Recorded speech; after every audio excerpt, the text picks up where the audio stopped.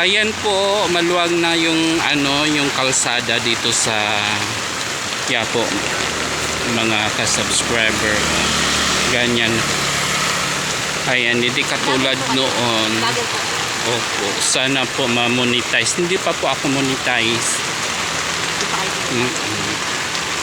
Ayun po, yung ang luwang-luwang na talaga ng natin, simbahan.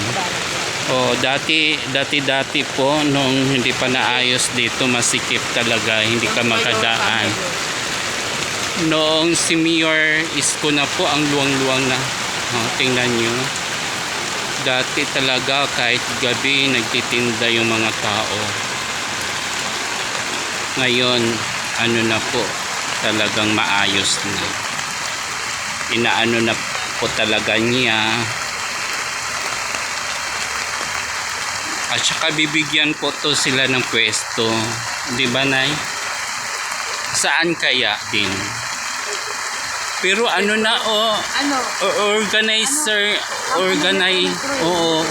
organizer na kasi, ganun. Dati Alcabara yan. Lang, kubol-kubol. Magkanong binibigay nyo doon?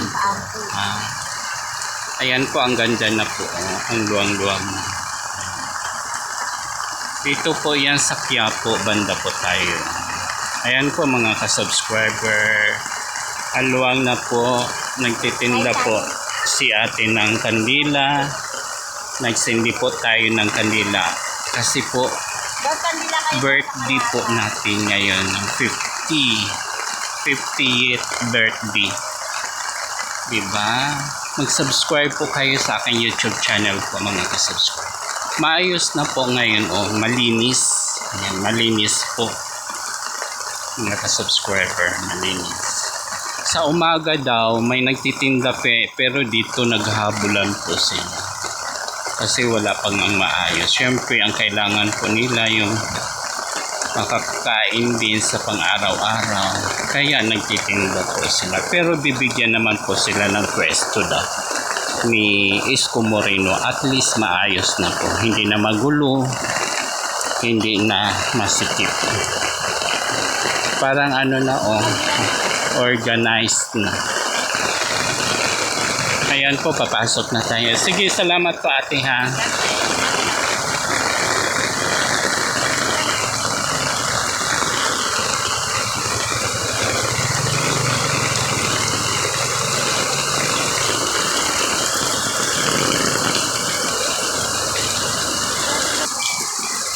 Ayan po, ang linis. Talagang agree, na talaga.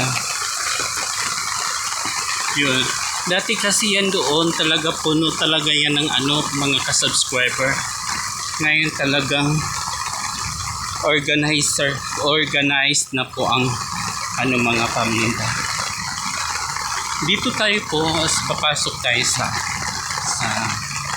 simbahan. Nagkasindi na po tayo ng mga ka-subscriber ang kandila para pagpapasalamat, walang sawang pagpapasalamat. Ayan po, kahit birthday po natin, pang 5th birthday, manghingi pa rin tayo ng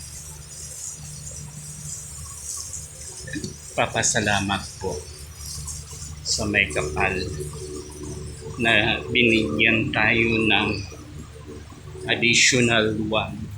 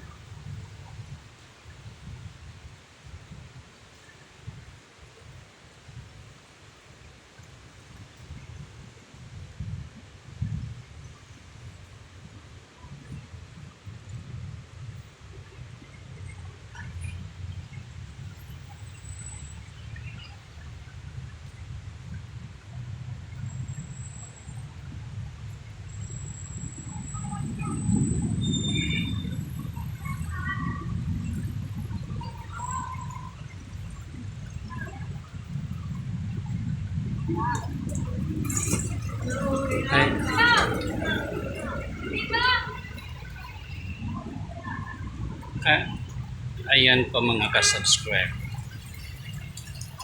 Ang linis na ng Quiapo. Wala na gaanong nagtitinda.